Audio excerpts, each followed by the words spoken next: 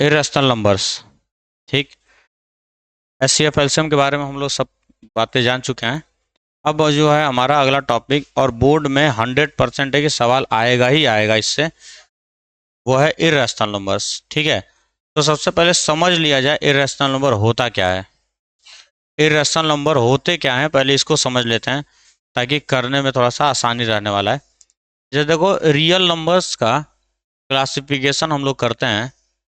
Real numbers को हम लोग दो पार्ट में क्लासिफाई कर सकते हैं। एक होता है हमारा रैशनल नंबर, और एक होता है हमारा इरेशनल नंबर। इरेशनल नंबर होता है। ठीक है। अब कैसे डिफाइन किया जाएगा कोई नंबर रैशनल है या इरेशनल है। एक तो वो डेफिनेशन पढ़ के आए हो, number which can be written in the form of P by Q where Q is not equal to zero. एक तो वो डेफिनेशन तो हम लोग बचपन से पढ़े हुए हैं, लेकिन थोड़ा सा और डिटेल में अगर हम लोग चलें, अगर किसी नंबर को तुम डिवाइड करते हो, किसी नंबर को अगर तुम डिवाइड कर रहे हो और उसका रिमाइंडर जीरो आ जाता है, सही है, अगर रिमाइंडर जीरो आ जा रहा है किसी भी नंबर को डिवाइड करने के बाद, तो वो क्या होता है हमारा रैशनल नंबर होता है। रिमाइंडर अगर जीरो आ रहा है तो रैशनल, और इसी को हम बोलते हैं टर्मिनेटिंग नंबर। इसी क्या बोल सकते हैं हम लोग, टर्मिनेट कर जाएगा। डिवाइड करोगे तो वो जा करके रुक जाने वाला है, क्योंकि रिमाइंडर जीरो आया मतलब आगे डिवीजन पॉसिबल है नहीं, टर्मिनेट कर गया हमारा। दूसरा क्या होता है कि मान लो रिमाइंडर जीरो नहीं हुआ, सपोज करो रिमाइंडर जीरो नहीं हो रहा है, और रिमाइंडर जो है किसी भी डिविडेंड के बराबर हो गया, रिमाइंडर जो है वो डिविडेंड के बराबर हो जा रहा है, तो भी हमारा क्या होता है, वो रैशनल नंबर होता है।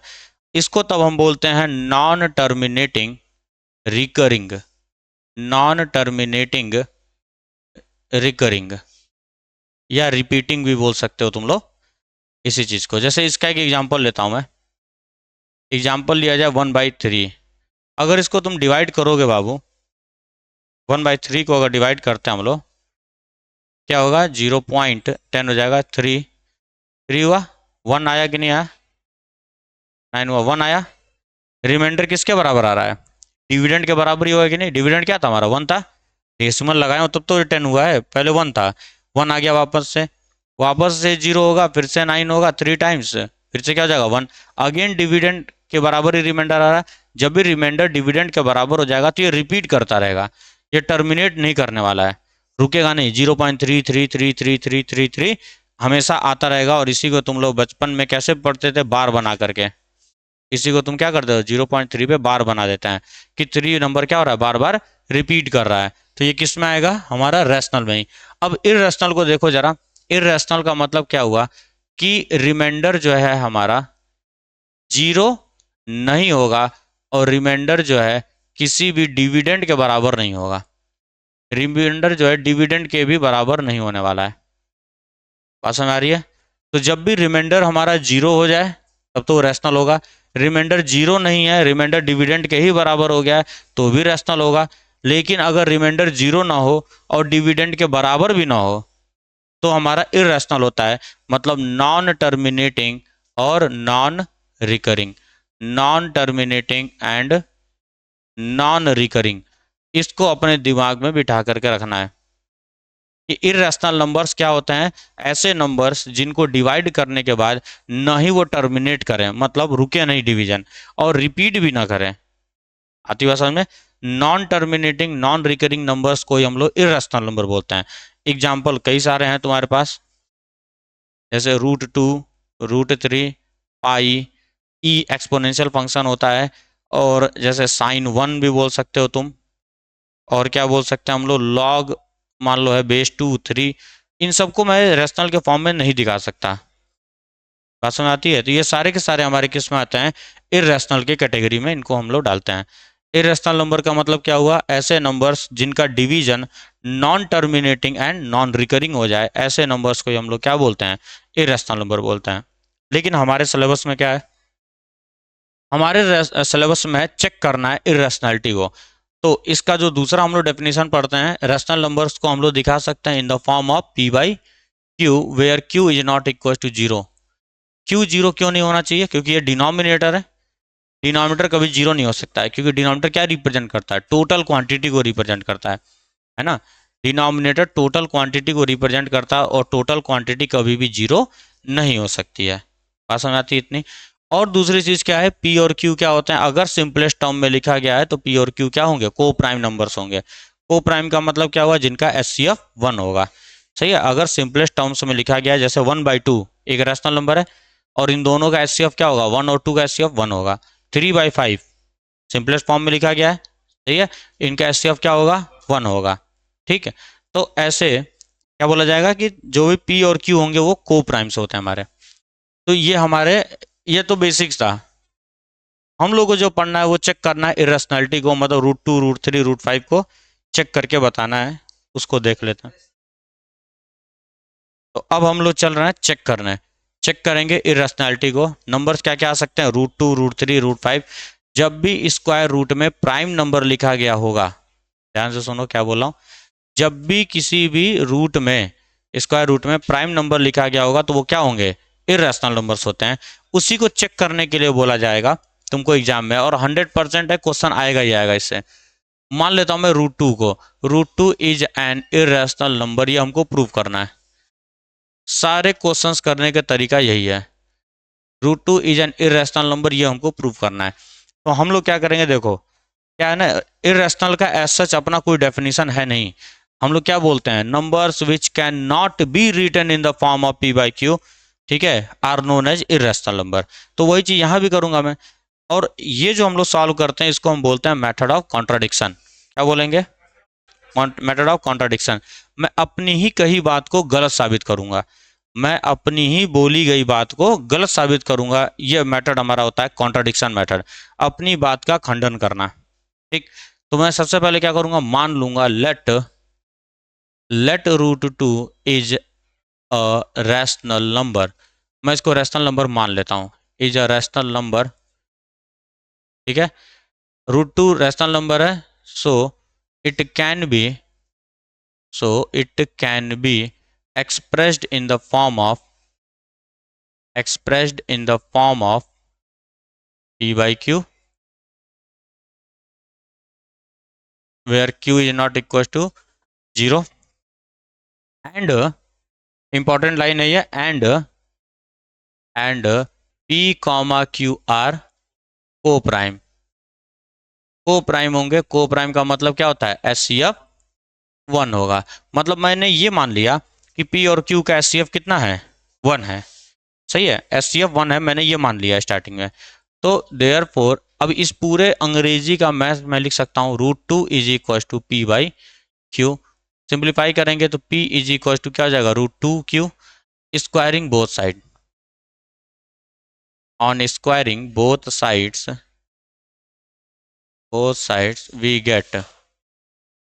we get on squaring both sides we get p square equals 2q square। इसको मान लेना है क्वेश्चन नंबर 1। अब यहाँ पे ध्यान से समझो क्या है, फंडामेंटल थ्योरम ऑफ अरिथमेटिक पढ़ाया गया था, या उसको छोड़ो, एक हम लोग थ्योरम और पढ़ते हैं। यहाँ पे क्या होता है कि अगर कोई भी नंबर अगर किसी प्राइम नंबर से डिविजिबल है, कोई स्क्वायर नंबर अगर किसी प्राइम नंबर से डिविजिबल है तो वह नंबर भी डिविजिबल होता है। ठीक है, एग्जाम्पल देकर के मैं तुमको बता रहा हूँ। मान लो 36 मैंने लिखा, 36 डिवाइडेड बाई 3 कितना होता है, 12 होता है। 36 को मैं 3 से डिवाइड करूंगा तो कितना आएगा, 12 आएगा। 36 का स्क्वायर रूट अगर मैं लेता हूँ तो कितना होगा, 6। 6 को मैं 3 से डिवाइड करूंगा तो ये कंप्लीटली डिविजिबल है कि नहीं है, सही है। इफ एनी नंबर, देखो यहाँ ध्यान से, if p square is divisible by a,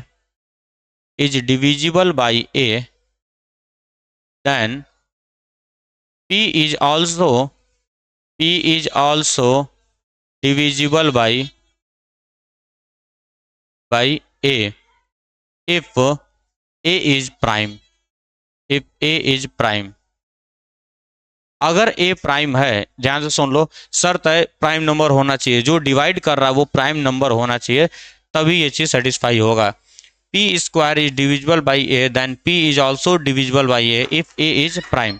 अगर a प्राइम है तो मैं यहां से क्या बोल सकता हूं, therefore p square is divisible by 2 बोल सकता हूँ कि नहीं बा। तो यहाँ पे ये लिखने का मतलब क्या हुआ, ये लिखने का मतलब ये हुआ कि पी स्क्वायर जो है वो 2 से भी डिविजिबल है और क्यू स्क्वायर से भी डिविजिबल है। जैसे यहाँ देखो मैंने लिखा 10 इज इक्वल टू 2 इंटू 5। तो इसका मतलब क्या हुआ, 10 जो है 2 से भी डिविजिबल है और 10 5 से भी डिविजिबल है। 10 2 से भी डिविजिबल है और 10 5 से भी डिविजिबल है।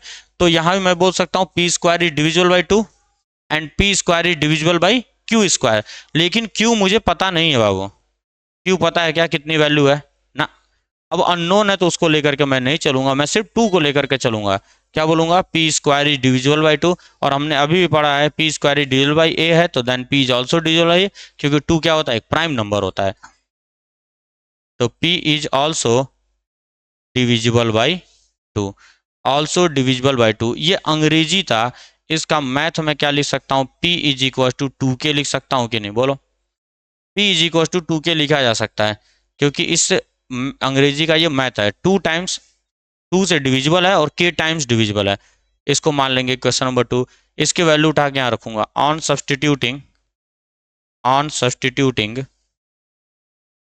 Substituting value of p equals 2k in equation 1 हमको क्या मिलेगा, यहाँ हो जाएगा 4k² is equal to 2q²। 2 से ये कटेगा 2 टाइम्स, और यहाँ क्या आ जाएगा, q² is equal to 2k²। Similarly बार बार ये चीज लिखने की जरूरत नहीं है, सिमिलरली करके लिख सकते हो। Similarly q is divisible by 2 लिख सकते हैं कि नहीं। अरे सेम वही चीज बन गया कि नहीं, यही चीज तो यहाँ भी लिखा गया वापस से, बस p की जगह q आ गया और q की जगह k आ गया। सेम यही चीज लिखा गया, तो वापस से मैं इतने स्टेप को लिख सकता हूँ। तो मैं लिख नहीं रहा हूँ उसको, मैं क्या लिखूंगा, similarly q is also divisible by 2, q is also divisible by 2। अब देखो क्या हो गया, p डिविजिबल है 2 से, q भी डिविजिबल है 2 से, p भी डिविजिबल है 2 से, q भी डिविजिबल है 2 से। मतलब क्या 2 एक कॉमन फैक्टर है कि नहीं है p और q का, 2 एक कॉमन फैक्टर है p और q का, और 2 बड़ा है कि नहीं है 1 से। तो अब हाईएस्ट कॉमन फैक्टर क्या हो जाएगा, 2 हो गया। हाईएस्ट कॉमन फैक्टर क्या हो गया, 2 हो जाएगा। देयरफॉर दिखाई देगा ना, therefore highest common factor of p comma q is equal to 2 हो गया।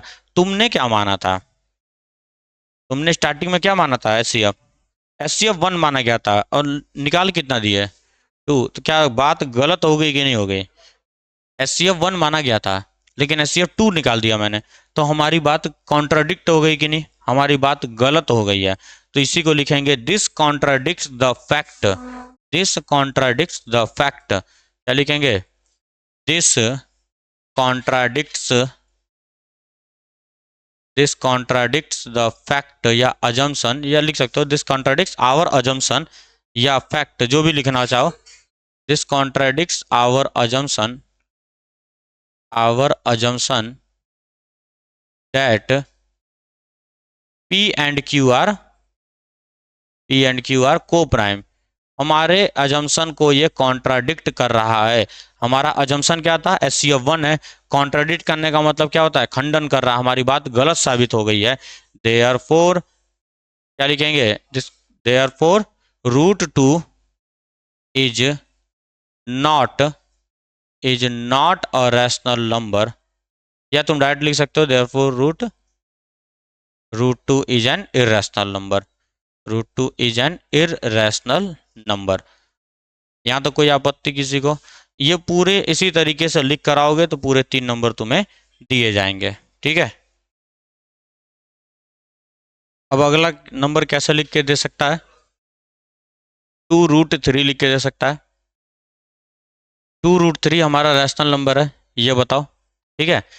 तो वही सेम काम करेंगे, इसको ही मान लेंगे पी वाई क्यू के फॉर्म में लिखा जा सकता है रैशनल। पूरा डिटेल में नहीं बता रहा हूँ, स्टेटमेंट वही सब लिखना है। क्या हो जाएगा, 2√3 को तुम मान लोगे पी बाई क्यू, यहाँ से क्या हो जाएगा, √3 is equal to P by 2q हो जाएगा।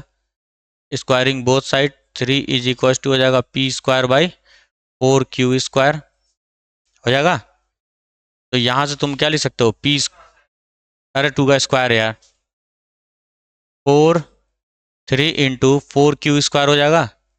अब ध्यान से देखो यहाँ पे, यही होता है थोड़ा सा कंफ्यूजन बच्चों को। वो क्या करते हैं, 3 × 4 मल्टीप्लाई कर देते हैं, 12 कर देते हैं, और 12 क्या हो जाएगा, एक कंपोजिट नंबर हो जाएगा, तो हमारा काम होने वाला नहीं है। तो तुम क्या करोगे, इसको एज इट इज ब्रैकेट में ही लिखोगे और प्राइम नंबर को अलग कर लोगे। तो यहाँ से मैं क्या बोल सकता हूँ, P square is divisible by 3, तो P is also divisible by 3, क्योंकि वो वाला जो हम लोग करते हैं, if P square is divisible by A then P is also divisible by A, तो A वहाँ पे क्या होना चाहिए, प्राइम नंबर होना चाहिए।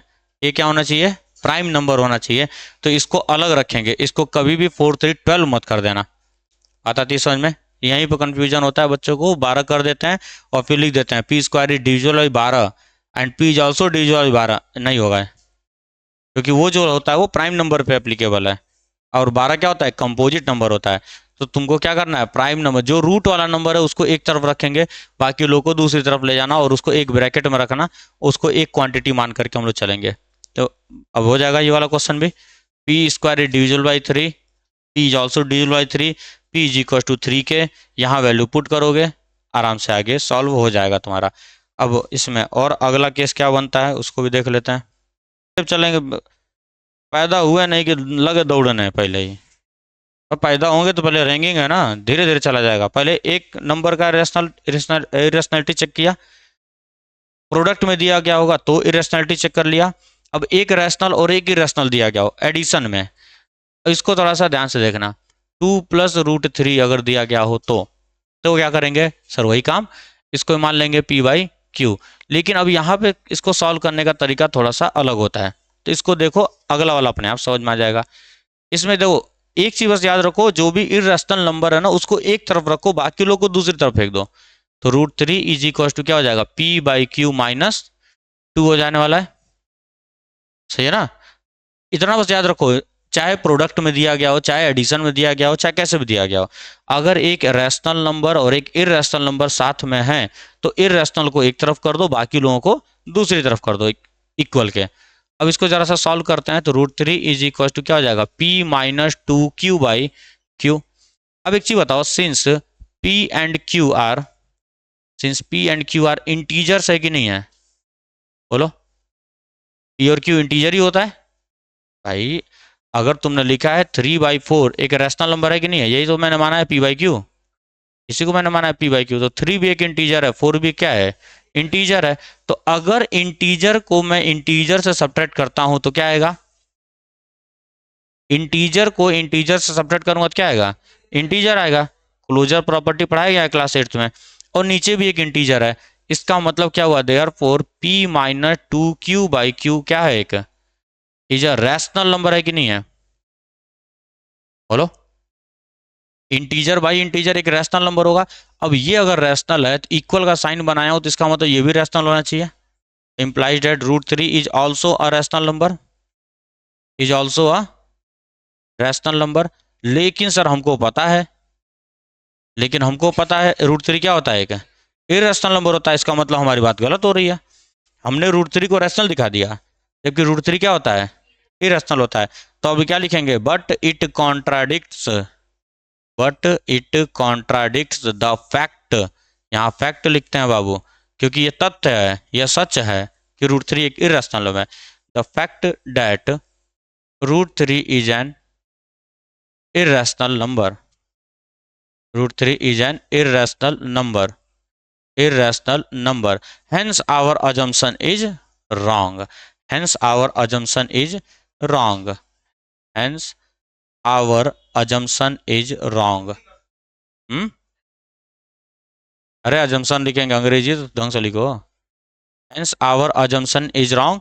उसके बाद से क्या हो जाएगा, therefore 2 + √3 is an irrational number, is an irrational number। तो ध्यान से सुनो, अगर इस तरह का क्वेश्चन दिया जाता है तो इसमें बहुत कम लिखना होता है, और ये देगा, गिवन देगा तुमको √3 इज एन इरेशनल नंबर। अगर √3 इरेशनल नहीं दिया गया है तो तुम्हें क्या करना पड़ेगा, पहले प्रूव करना पड़ेगा √3 एक इरेशनल नंबर है, उसके बाद तुम ये वाले स्टेप करोगे। हमारी बात समझ में, पहले तुमको देगा वो क्वेश्चन में क्या देगा, prove that 2 + √3 is an irrational number, comma given that √3 is an irrational. अगर दिया है तो ठीक है, नहीं दिया तो तुम्हें पहले वो प्रूव करके दिखाना पड़ेगा। बात आती है समझ में? क्योंकि तुमने इस चीज को लिया है ना यहाँ पे, root three is an irrational number, थे कहाँ से लिया? तो तुम्हें प्रूव करके दिखाना पड़ेगा। लेकिन 99% क्वेश्चन में वो लिख करके देता है given that root three is an irrational number. ये बात समझ में आ गई? ठीक। अब मान लो दोनों ही रूट दिया गया होता तो, अब मान लो दोनों ही स्क्वायर रूट दिया गया हो, root two plus root three is an irrational number, so that root two plus root three is an irrational number, ये दिया गया है। तो तरीका वही है, फिर से पी बाई क्यू माना जाएगा। इसको क्या मानेंगे हम? पी बाई क्यू मानेंगे। और अभी अभी मैंने बोला कि एक रैशनल को एक तरफ रखेंगे, इरेशनल को एक तरफ रखेंगे। तो ये दोनों ही इरेशनल है एक तरफ है, ये रैशनल एक तरफ है। क्या करोगे यहाँ पे? स्क्वायरिंग बोथ साइड कर लो। सही है, स्क्वायरिंग बोथ साइड कर लो। Squaring on squaring both sides, on squaring both sides we get, क्या मिलेगा हमको? a प्लस बी का होल स्क्वायर है तो a square plus B square plus two A B मिलेगा कि नहीं मिलेगा? टू ए बी मिलेगा कि नहीं मिलेगा? अब एक समस्या यहाँ पर आती है, ध्यान से अगर तुम देख रहे होगे तो एक समस्या आ रही है यहाँ पे। क्या आ रही है समस्या? कि सर ये तो चलिए रेशनल हो गया, लेकिन यहाँ पे रूट सिक्स आ गया कि नहीं आ गया? अरे रूट रूट पावर सेम होता है तो दोनों बेसिस को मैं आपस में मल्टीप्लाई कर सकता हूँ। ठीक है, रूट सिक्स आ गया, और रूट सिक्स क्या है? एक कंपोजिट नंबर है कि नहीं है? तो वो इरेशनल तो रहा नहीं, इरेशनल तो रहा नहीं। तो इसीलिए एक बात याद रखना कि कभी भी इस तरह का अगर कैलकुलेशन आता है तो हम क्या करते हैं? एक स्क्वायर को दूसरी तरफ लेके जाते हैं, एक स्क्वायर रूट को दूसरी तरफ ले जाएंगे, तब हम जाकर के इसको सॉल्व करते हैं। ध्यान से सुन लो क्या बोल रहा हूँ, कि ऐसे क्वेश्चंस, केवल मैं यहाँ की बात नहीं कर रहा हूँ, पूरे मैथ की बात कर रहा हूँ, कि अगर इस तरह का क्वेश्चंस कभी भी आता है कि दोनों तरफ सेम क्वांटिटी दी गई है ऐड और सब्ट्रैक्ट के साथ, और दूसरी तरफ क्या है हमारा, एक रैशनल नंबर दिया गया है, तो मैं क्या करूंगा? एक इरेशनल नंबर को दूसरी तरफ सरकाऊंगा। बात समझ आ रहा है? मैं चाहता तो डायरेक्ट वही मेथड करता पहले, तो मुझे तो पता है, लेकिन तुमको ये बताने के लिए सिर्फ मैं यहाँ लिखा हूँ कि गलती क्या हो रही है यहाँ पे। गलती यहाँ हो रही है इस चीज़ की, अगर तुम कहो नहीं सर मैं रूट थ्री को यहाँ रखता हूँ, रूट टू को इधर कर दूंगा, लेकिन वो भी तो एक ही रैशनल नंबर है, दो दो ही रैशनल आ रहे हैं कि नहीं आ रहे हैं? तो कैसे तुम कर पाओगे? नहीं कर सकते हम इसको सॉल्व। तो हम लोग क्या करेंगे सर, ऐसे क्वेश्चंस में एक किसी भी एक इरेशनल को तुम भेजो राइट साइड में, किसी भी एक इरेशनल को, तुम्हारी मर्जी है। Root two is equal to हो जाएगा P by Q minus root three. अब हम करेंगे स्क्वायरिंग बोथ साइड, तो ये टू हो जाएगा ए माइनस बी का whole square, A square plus B square minus two A B. ये होगा कि नहीं होगा?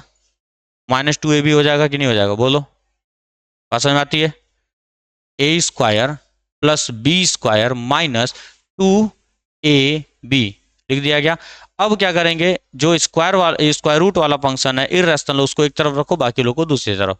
तो मैं क्या लिख सकता हूँ? Two root three P by Q, इसको मैंने इधर भेजा, बाकी लोग को इधर भेज रहा हूँ, P square by Q square plus three minus two, ये इधर जाएगा तो माइनस का हो जाएगा, कोई आपत्ति? ठीक है। अब स्क्वायर रूट वाले को एक तरफ रखो, बाकी लोग को भेजो उधर, तो रूट थ्री, चलो एक स्टेप और करता हूँ मैं इसको पहले सिंप्लीफाई कर लो, क्या हो जाएगा? P square by Q square plus one हो जाएगा कि नहीं हो जाएगा? प्लस वन हो जाएगा। और इसका अगर एलसीएम ले लिया जाए साथ ही साथ अगर मैं एलसीएम ले लूँ तो प्लस क्यू स्क्वायर अपॉन में क्यू स्क्वायर हो जाएगा, क्योंकि यहाँ प्लस वन था तो Q square, P square plus Q square upon में क्यू स्क्वायर हो गया। अब इसको जरा सा सिंप्लीफाई कर लेते हैं, रूट थ्री को यहीं रखूंगा मैं, बाकी लोग को इधर भेजूंगा, तो P square plus Q square upon में क्यू स्क्वायर है, और ये क्यू ऊपर जाएगा, और अपॉन में टू पी नीचे आ जाएगा, क्यू से ये क्यू कैंसिल आउट हो गया, बचा कितना? Root three is equal to P square plus Q square upon में टू पी क्यू बचेगा।